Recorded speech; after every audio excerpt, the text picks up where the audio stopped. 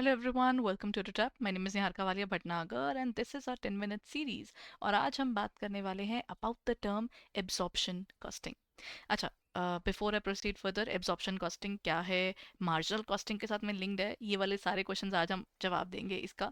और I hope आपने इससे प्रीवियस वीडियो भी देखी है जिसमें मैंने मार्जिनल कॉस्टिंग के बारे में बात की है। So let's continue further everyone, and इसके साथ साथ when we are preparing for this particular topic I hope अब हम अगर आपने अभी तक हमारे ना प्रीवियस ईयर क्वेश्चंस की बुकलेट देखी है। बेसिकली हमारी ना प्रीवियस ईयर क्वेश्चंस की एक बुकलेट है जिसके अंदर ना जैसे मार्जिनल कॉस्टिंग के पेपर में क्वेश्चंस आए हुए हैं और उसका कंसेप्ट क्या है, इनफैक्ट उस क्वेश्चन, उसकी एक्सप्लेनेशन और उसका आंसर तीनों आपको मिलेगा। और उसी के साथ साथ इवन एनालिसिस भी आपको मिलेगा। एनालिसिस का मतलब होता है कि हर एक मॉड्यूल से कितने कितने क्वेश्चंस आए हुए थे on the basis of recollected ones, वो सारा आपको उसमें मिल जाता है। And this is something that you will find from 2023 to 2025, मतलब अब तक के सारे आपको उसमें मिल जाएंगे। So if you are planning to look forward towards the preparation और अपनी प्रिपरेशन शुरू कर चुके हो, सब कुछ कर रहे हो, तो the best thing that you can do is just go through these courses everyone. आप ना इस पर्टिकुलर जो पीडीएफ है इससे गो थ्रू जरूर कीजिए। क्या करना होगा, डिस्क्रिप्शन में एक लिंक गिवन है, उस पर जाइए, वहां से आप उसको डाउनलोड कर सकते हैं, freely downloadable. And you can also take out the PDF का प्रिंट आउट निकाल लीजिए और आराम से बैठकर इसको पढ़िए। अगर आप प्रिपरेशन शुरू कर रहे हैं तो you should go through this so that आपको बाद में ये तो बताओ कि पेपर में से किस तरह के क्वेश्चन पूछे गए हैं। क्योंकि ज्यादा नहीं तो आई एक्सपेक्ट कि कम से कम 30% पेपर तो आपका पिछले क्वेश्चन में से ही बनकर आता है। And that is what I am liking about minimum. आपको पास होने के लिए जो आप कह रहे हैं कि 50 चाहिए होते हैं, I am not talking about जिनके एग्रीगेट वाला सिस्टम है तो 45 चाहिए होते हैं, but if you are looking forward to at least 50-30 number तो आपके यहीं पीवाईक्यू से निकल सकते हैं by just planning properly, right? So just go through it everyone. Now let's talk about the area of absorption costing. Absorption costing ना, ये traditional costing है बेसिकली। जो मार्जिनल है वो कहती है हम वेरिएबल कॉस्टिंग को इंक्लूड करते हैं।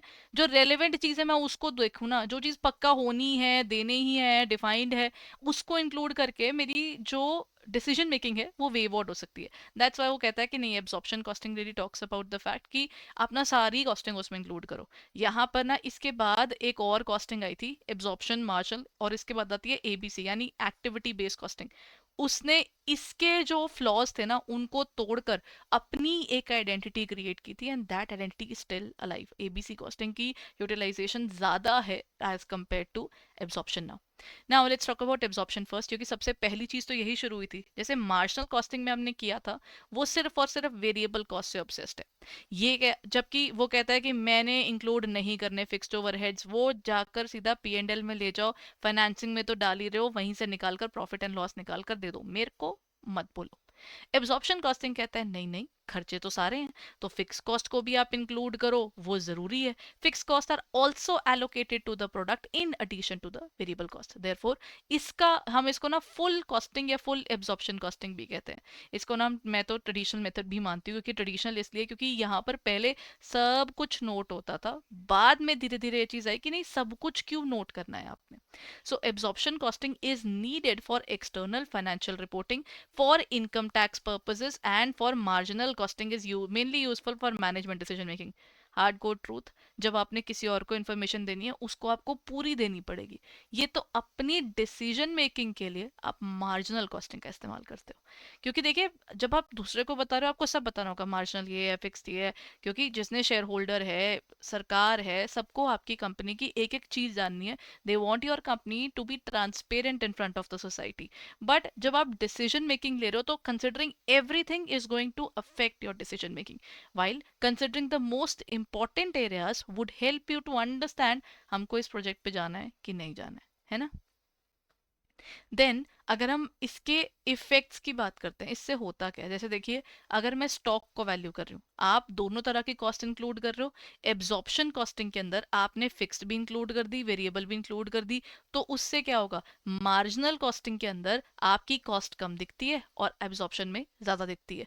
उससे जो आपके फिनिश्ड गुड्स हैं उसकी वैल्यूएशन हायर दिखती है एब्जॉर्प्शन में एज कंपेयर टू मार्जिनल। और वो कहते हैं there is no change in the inventory of the finished goods during the year, it will make no difference in the valuation of stock whether use marginal or absorption. अगर same ही आपका रहता है opening closing के हिसाब से, फिर कोई problem नहीं है, क्योंकि आप वो कहते हो कोई चेंज ही नहीं आ रहा, हमारी इन्वेंट्री सेम ही रहती है, तब तो ये दोनों में से क्या यूज कर रहे हो फर्क नहीं पड़ता। लेकिन ऐसा होता नहीं है प्रैक्टिकल वर्ल्ड में। तो बट ये होगा ना कि आपका जो क्लोजिंग स्टॉक है, अगर आप मार्जिनल यूज कर रहे हो तो उसकी वैल्यू कम होगी, अगर आप एब्जॉर्प्शन यूज कर रहे हो तो क्लोजिंग स्टॉक की वैल्यू, क्योंकि फिक्स्ड कॉस्ट भी इंक्लूड हो रही है ना, तो क्लोजिंग स्टॉक की वैल्यू हायर होगी। अब ध्यान दीजिएगा, अगर क्लोजिंग स्टॉक की वैल्यू ज्यादा होती है तो आपका प्रॉफिट भी ज्यादा दिखता है। ठीक है, क्लोजिंग स्टॉक की वैल्यू अगर ज्यादा होती है तो it will always affect your profit. If the inventory is increase during the period, higher profit will be shown in the absorption costing than marginal. Marginal में कम दिखेगा, इसमें ज्यादा दिखेगा। If the when the inventory is decrease, जब हमारी inventory घटती है तो लेस प्रॉफिट्स दिखते हैं जब हमारे पास एब्जॉर्प्शन कॉस्टिंग होती है। बेसिकली जो इस साल का क्लोजिंग है वो अगले साल का ओपनिंग भी तो बनेगा, तो आपका नेक्स्ट ईयर में क्या होगा, आपका ओपनिंग यानी आपके एक्सपेंसेस ज्यादा दिख रहे होंगे, और अगर आपका क्लोजिंग स्टॉक उस हिसाब से नहीं बढ़ा तो बाद में ना ये आपका प्रॉफिट अनबैलेंस दिखा देता है एक तरह से। सो वो चीज आती है। And when the entire stock produce during the year, वो पूरा का पूरा ही बिक गया, फिर तो कोई फर्क ही नहीं पड़ता, because there is no point of having a closing stock which would be overvalued, and दस उसमें कोई प्रॉब्लम नहीं आएगी। क्योंकि ये चीज है ना कि अगर आप क्लोजिंग स्टॉक ओपनिंग स्टॉक की वैल्यूएशंस इंक्लूड कर रहे हो, उनका इंक्रीज डिक्रीज देख रहे हो, उनकी फ्लक्चुएशंस देख रहे हो, तब तो ये आपका स्टॉक वैल्यूएशन भी खराब कर रहा है और प्रॉफिट एंड लॉस भी आपका कहीं ना कहीं मिसगाइडेंस में जा रहा है, क्योंकि सब कुछ इंक्लूड करने के कारण आपका प्रॉफिट ज्यादा दिख रहा होगा, तो ये वाली वैल्यूएशन के अंदर तो फर्क डेफिनेटली आ जाता है।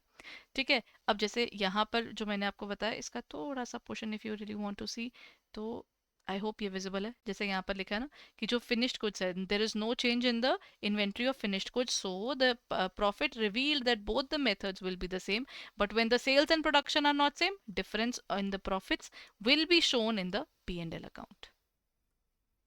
अब बारी आती है दोनों के डिफरेंसेस की, क्योंकि हमें ये जानना जरूरी है कि how is this absorption costing different from that of marginal costing.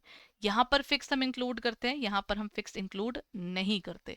CVP के अकॉर्डिंग ये इसको is not used in the absorption costing, वो नहीं होता कॉस्ट वॉल्यूम प्रॉफिट का रिलेशनशिप, बिकॉज ना ये वेरिएबल फिक्स में आई, इसको भेदभाव करना ही नहीं है, सब लिख के बैठा है। जब मार्जिनल कॉस्टिंग होता है वो कहता है नहीं, मैं तो सीवीपी को देखूंगा, यानी कॉस्ट का, वॉल्यूम का और प्रॉफिट का रिलेशनशिप मेरे लिए तो इंपॉर्टेंट है। एब्जॉर्प्शन कॉस्टिंग के अंदर कोई क्लासिफिकेशन वाला सिनेरियो ही नहीं है, इसको क्लासिफाई करना बहुत जरूरी है। कहता मेरे को फिक्स्ड और वेरिएबल बताओ, क्योंकि मेरे लिए सिर्फ वेरिएबल इंपॉर्टेंट है, fixed is not relevant. Due to the allocation of the fixed overhead, cost of the product under the absorption costing valuation is higher. क्योंकि क्लोजिंग स्टॉक में वैल्यूएशन ज्यादा होती है, इसमें वैल्यू हमेशा ज्यादा आती है। यहाँ पर क्योंकि फिक्स्ड ओवरहेड जो है आप उसको इंक्लूड नहीं करते, तो इसमें आपकी जो वैल्यूएशन है इधर कम होती है और उधर एब्जॉर्प्शन कॉस्टिंग में ज्यादा आती है, बिकॉज वो कॉस्ट ज्यादा इंक्लूड कर रहे हैं ना, हम नहीं कर रहे होते, तो ये फर्क एक आता है। मार्जिनल कॉस्टिंग का यूटिलाइजेशन नॉर्मली ज्यादा किया जाता है as compare to absorption, but yes absorption जरूरी है, because to tell the other person about whatever has happened, तो वो आपको इंक्लूड करके दिखाना होगा। कॉस्टिंग जैसी भी हो, अगर आपकी फिक्स्ड है तो वो बतानी तो पड़ेगी ना, उसके बिना हमारी जो बुक्स हैं वो क्लियरली समझ में नहीं आती। So this is about this particular topic, everyone. I hope this helps you out.